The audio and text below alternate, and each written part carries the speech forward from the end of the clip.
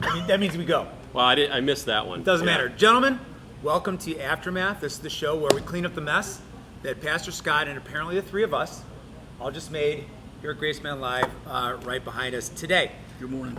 My name is Bain, Don Bain, and I'm here with my two friends. This is Pastor Neil, Colonel Chris Wokel, and today is Wednesday, March 16th.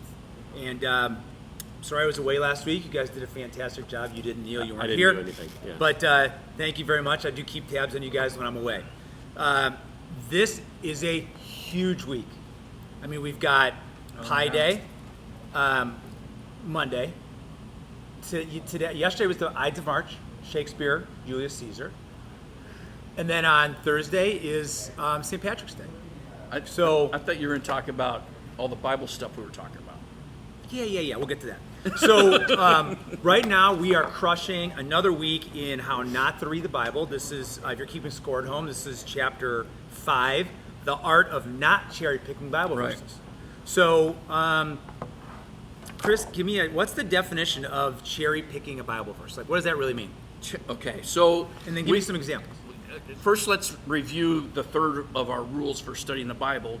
Don't read a Bible verse, right? And we discussed the fact that we can't take a single verse out of context and try to apply some meaning to it without understanding what was going on around it, right? So Scott started by talking about actually picking cherries, and when you go to pick cherries, you study the single fruit, you look what's around it, you determine if it's the right color, if it's going to be aged enough, you look at the environment it's in, the tree it's on, and you make a decision about whether or not to take that cherry. So that's cherry picking. It's being intentional and thoughtful about taking that fruit, and we're applying it now. Well, that's cherry picking in a good way. Right. So, Pastor Neil, what's cherry picking in a bad way? A lot of times, what we can get in the habit of doing is actually just looking for something that says what we want it to say, and we just kind of pluck it out of there, and we pluck it out of the context that, well, we totally miss the context, right?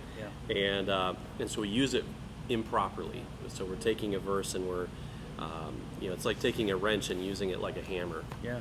So which I do all the time. So some of the verses we talked about today, have been cherry picked by people and created memes, right? And there can be some difficult verses in the Bible to explain unless we do something different. So, give me Like? some example of some tough verses, and and Pastor Neil talked about the passage that says, "Do not." I like how boil. you're putting words in his mouth. and Well, he's right here. I know, it's Well, beautiful. listen.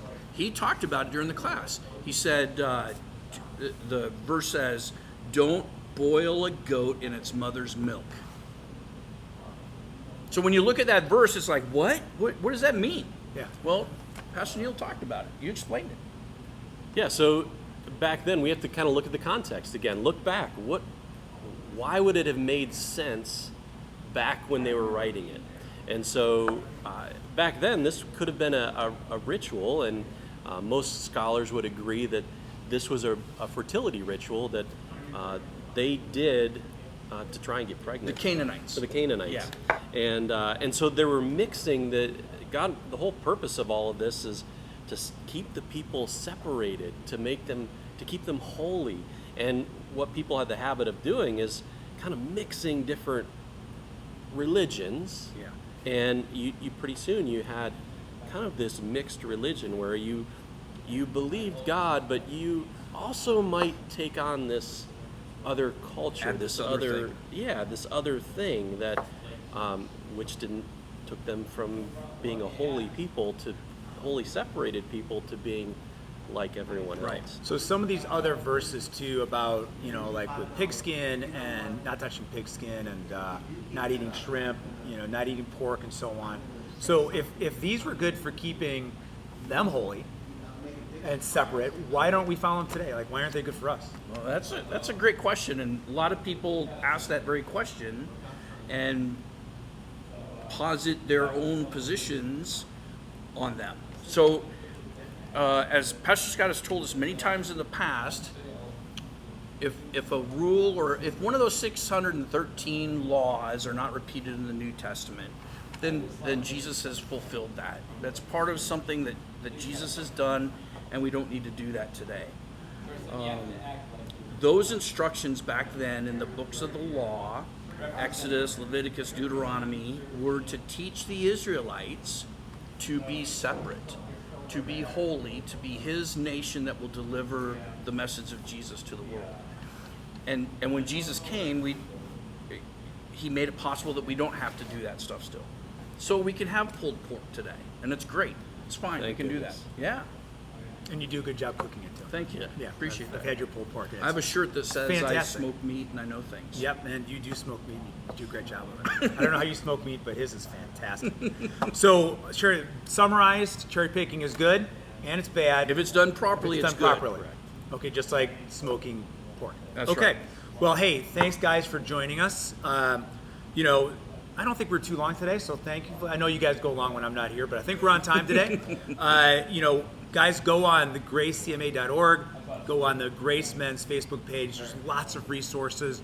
You can find videos of the sermons, videos of our Wednesday morning sermons, videos of our podcast, all kind of great resources there.